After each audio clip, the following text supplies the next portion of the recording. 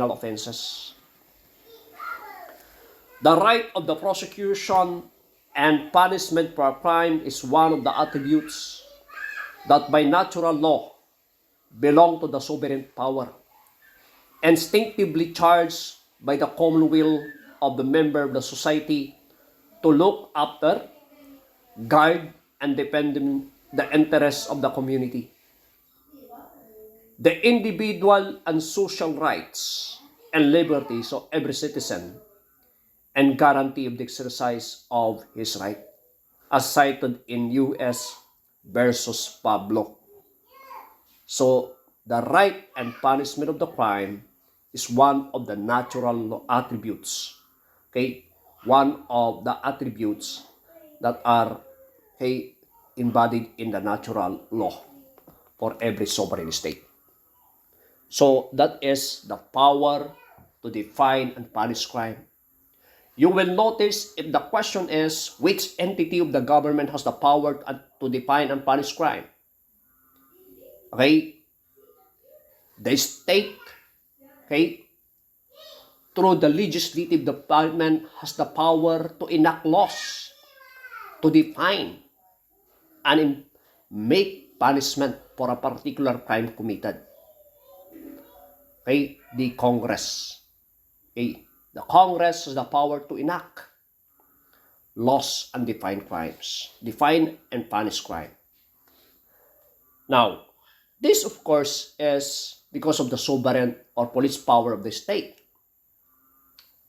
Now, as to the prosecution or execution of said law, this belongs to the executive department of the government. Okay? This belongs to the executive department, okay, of the government. Okay? Specifically the House, or the President of the Republic of the Philippines, as well as its cabinet, or the various departments. Okay. Now, we're done with that. So I will make my discussion loud and clear. The power to define and punish crime belongs to the state under its police power, which is exercised by the House of Representatives or House of Senate, known as Congress, to enact laws, which means they define and impose punishment for a particular crime. But the execution and prosecution, the execution of this law, as well as the prosecution and punishment of the crime committed, belong to the executive department. This is belong to the President and the various departments that we have. Right? Now, we have this, since the Congress has the power to enact laws or define and impose a punishment for that crime, okay, they have the power to define and punish such crime through the enactment of laws. Then, okay, that Congress must be subject to limitation in the enactment of penal legislation. And under the 1987 Constitution, okay, the Congress was subjected to a limitation to enact penal legislation. Number one is the Due Process and Equal Protection Clause. You know the principle of valid classification. Okay? No person shall be deprived of his life, liberty, or property without due process of law, nor shall any person be denied of equal protection clause or protection of the law. Article 3, Section 1. Another limitation, I repeat, that's the first limitation, due process and equal protection clause. Number 2, the non-imposition of excessive fine or cruel and unusual punishment.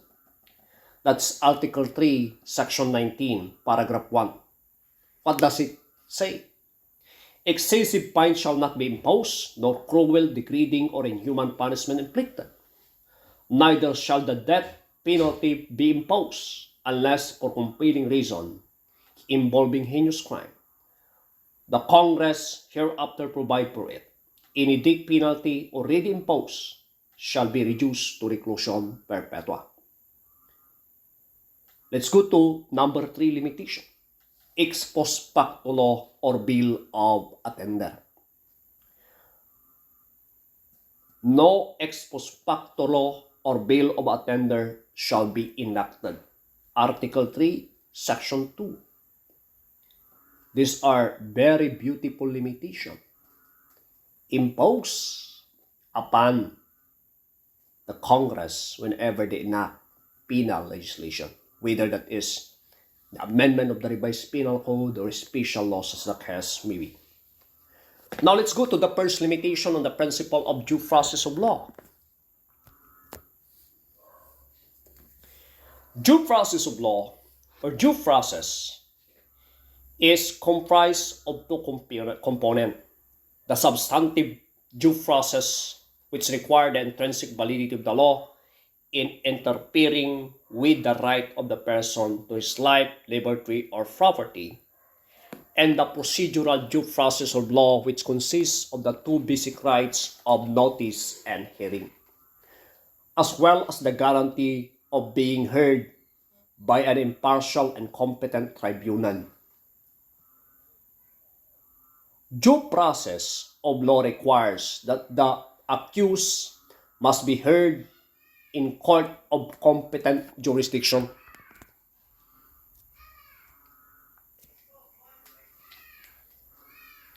Proceeded against the orderly process of law and only punished after inquiry and investigation. Upon notice to him with an opportunity to be heard and a judgment awarded within the authority of the constitutional law. Well, as this is cited in the case of On Chang Weng versus U.S.